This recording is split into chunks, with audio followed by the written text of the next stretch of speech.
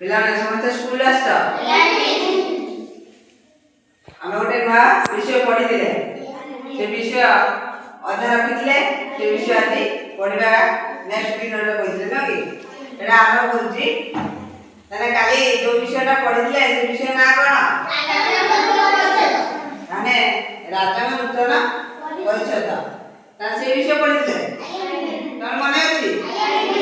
ହଉ, ସେ ବିଷୟରେ ଆମେ କିଛି ଅଧା ରଖିଥିଲେ, ସେ ବିଷୟ ଆରମ୍ଭ କରିବା।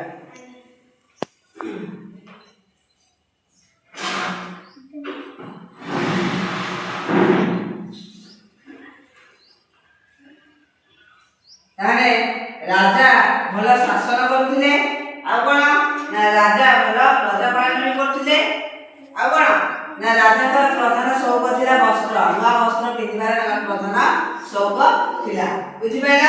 ତାହେଲେ ସେ ରାଜା ଡିକ୍ଲେୟାର କଲେ ଯେ ସମସ୍ତେ ମୋ ପାଇଁ ଯେ ଭଲ ପୋଷାକ ତିଆରି କରିବ ତାକୁ ସହସ୍ର ସ୍ୱର୍ଣ୍ଣ ମୁଦ୍ରା ପୁରସ୍କାର ଦେବି। ତାହେଲେ 62 ଜଣ ଆସିଛନ୍ତି କ'ଣ ପାଇଁ? ରାଜାଙ୍କ ଆଗକୁ ନିକଟକୁ ଆସିଛନ୍ତି, କହିଛନ୍ତି ଆପଣ ପାଇଁ ମୁଁ ବସ୍ତ୍ର ତିଆରି କରି ଦେବି। ଦେଖିବା ରାଜାଙ୍କ ପାଇଁ କିଭଳି ବସ୍ତ୍ର ତିଆରି କରୁଛନ୍ତି। ତାହେଲେ 62 ଜଣ କ'ଣ କହୁଛନ୍ତି ରାଜାଙ୍କୁ ଆମେ ଶୁଣିବା। ତାହେଲେ ସେହିଭଳି ପୋଷାକ ଆଜି ପର୍ଯ୍ୟନ୍ତ କେହି ଦେଖିନଥିବେ। ସେ ହେବ ଏକ ଅଦ୍ଭୁତ ପୋଷାକ। ତାହାର ଏକ ବିଚିତ୍ର ଗୁଣ ହେଉଛି ଯେ ଯେଉଁ ଲୋକ ବୁଦ୍ଧିହୀନ ଏବଂ ନିଜ ଆସନରେ ଅଯୋଗ୍ୟ ତାହାର ଚକ୍ଷୁକୁ ସେ ବସ୍ତ୍ର ଆଦୌ ଦେଖାଯିବ ନାହିଁ। ତାହେଲେ 62 ଜଣଙ୍କର ଅଲଗା ପ୍ରକାର ବୁଦ୍ଧି ବାହାର କଲେ। ସେ କହିଲେ ସେ ତ ଏକରେ ବସ୍ତ୍ର ତିଆରି କରିବା ଶିଖିନାହାନ୍ତି ନା, ସେ ଜାଣିନାହାନ୍ତି ବସ୍ତ୍ର କ'ଣ କେମିତି ତିଆରି ହବ, କିନ୍ତୁ ରାଜାଙ୍କୁ ଠକେଇବା ଉପାୟକୁ ସେ ବାହାର କଲେ, ଠକେଇବେ କେମିତି ବାହାର କରୁଛନ୍ତି। ତାହେଲେ ରାଜା ମଧ୍ୟ ସହସ୍ର ସ୍ୱର୍ଣ୍ଣ ମୁଦ୍ରା ପୁରସ୍କାର ମାନେ ଅର୍ଜନ ନେଇକି ଯିବା ପାଇଁ ତାର ଗୋଟେ ପ୍ଲାନ୍। ତାହେଲେ ସେ ରାଜାଙ୍କୁ ଆସି କହୁଛନ୍ତି, ହେ ମହାରାଜ, ତମ ପାଇଁ ଆମେ ବସ୍ତ୍ର ତିଆରି କରିବୁ, ଏଭଳି ଅଦ୍ଭୁତ ବସ୍ତ୍ର, ଏଭଳି ଅଦ୍ଭୁତ ବସ୍ତ୍ର ଆଜି ପର୍ଯ୍ୟନ୍ତ କେହି ସେ ବସ୍ତ୍ର ତିଆରି କରି ନଥିବେ। ସେ ବସ୍ତ୍ର କେଭଳି ହେଇଥିବା ଦରକାର ନା ତମ ପାଇଁ ବସ୍ତ୍ର ତିଆରି କରିବୁ, ଯାହା ପାଇଁ ଏ ବସ୍ତ୍ର ତିଆରି କରିବୁ ସେ ନିଜ ଆସନରେ ଅଯୋଗ୍ୟ ହୋଇଥିବେ।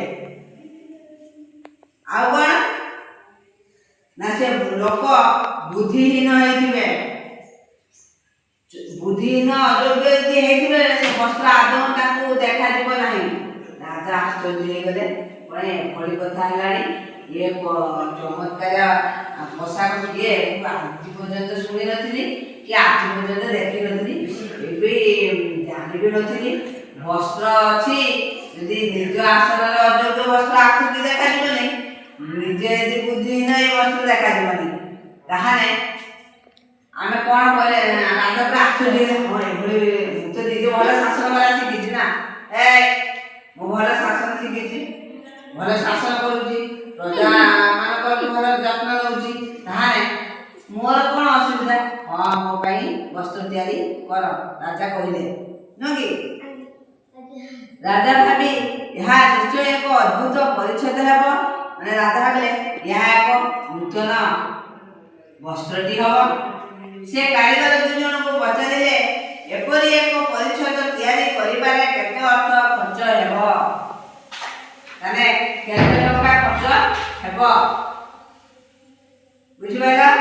ସଠ ନୁହେଁ ଯେଉଁ ପରିମାଣରେ ରେଶମ ସୂତା, ସ୍ୱର୍ଣ୍ଣଜରି ଓ ମୋତିମାଣିକ ହିସାବ କରିଦେଲେ, ତାହା ଶୁଣି ରାଜା ଅଧିକ ଆନନ୍ଦିତ ହେଲେ।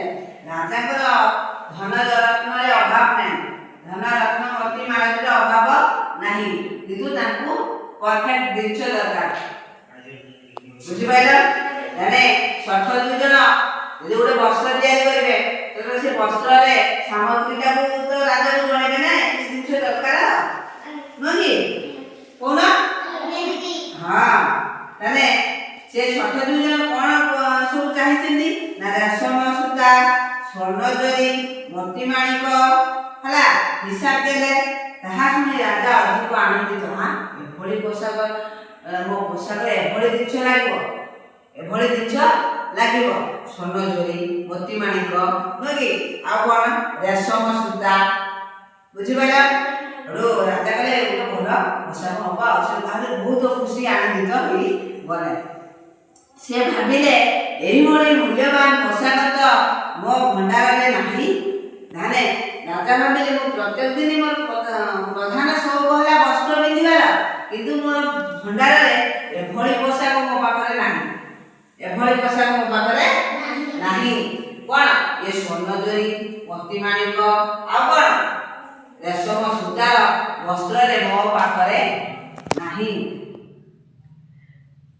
ତହିଁ ସେ କାରିଗରଙ୍କ ଦୁହିଁଙ୍କୁ କହିଲେ ଆଜିଠାରୁ ପସନ୍ଦ 15 ଦିନ ମଧ୍ୟରେ ଏହି ପୋଷାକ ସମ୍ପୂର୍ଣ୍ଣ କରି ଆମ୍ଭକୁ ଦେବ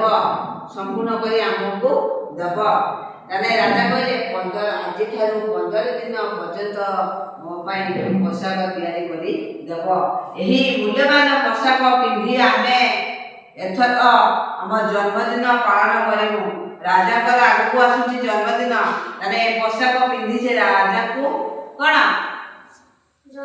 ରାଜା କହିଲେ ମୁଁ ଏ ଜନ୍ମଦିନରେ ତମ ପୋଷାକ ପିନ୍ଧି କ'ଣ ଉତ୍ସାହ ଉତ୍ସାହ କ'ଣ ପାଳନ କରିବି ରାଜା ତାଙ୍କ 15 ଦିନ ସମୟ ଦେଇଛନ୍ତି ସଠରୁ ଜଣଙ୍କର ତନ୍ତ ପାଖରେ ବସି ବସ୍ତ୍ର ବୟନରେ ଛଳନା କଲେ ରାଜା ଭଣ୍ଡାରରୁ ଯେତେ ରେଶମ ସୂତା ସ୍ୱର୍ଣ୍ଣ ଜରି ମଣି ମାଣିକ ଇତ୍ୟାଦି ପାଇଲେ ସେ ସବୁକୁ ଲୁଚାଇ ରଖିଲେ ମାନେ ରାଜା ଭଣ୍ଡାରରୁ ଯେତିକି ରେଶମ ସୂତା ସ୍ୱର୍ଣ୍ଣ ଜରି ମଣି ମାଣିକ ଯେତିକି ଅଛି ସବୁ ଇଏ କ'ଣ କଲେ ଲୁଚାଇକି ରଖିଲେ ଦିନ ରାତି ତନ୍ତ ପାଖରେ ବସି ମିଛରେ ବୟନ କରି ବା ଭଳି ଅଭିନୟ କଲେ ମାନେ ମିଛରେ ତିଆରି କରୁଛନ୍ତି ମିଛରେ ଅଭିନୟ କରୁଛନ୍ତି ସେ ତାଙ୍କୁ ଟିକେ ବସ୍ତ୍ର ଆଦୌ ଜଣା ନାହିଁ ତିଆରି କରିବା ରାଜାଙ୍କୁ ସେ ମିଛ କହିଛନ୍ତି କେମିତିକା ବୁଦ୍ଧି ତାଙ୍କର ଦେଖ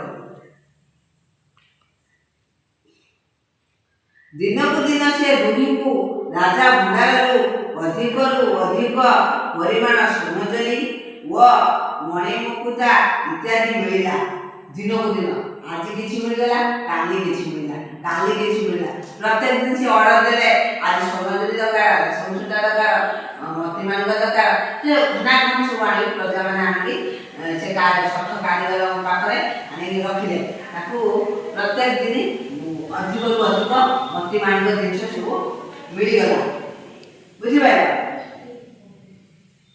ତାହେଲେ ସେ 60 ଜଣ କ'ଣ କରୁଛନ୍ତି ନେକ୍ସଟ ପିରିୟଡ଼ରେ ପଢ଼ିବା ଆଜି ପାଇଁ ଏତିକି ଥାଉ ଭଲ ଲାଗିଲା ସମସ୍ତଙ୍କୁ ହାତ ଟେକିଲ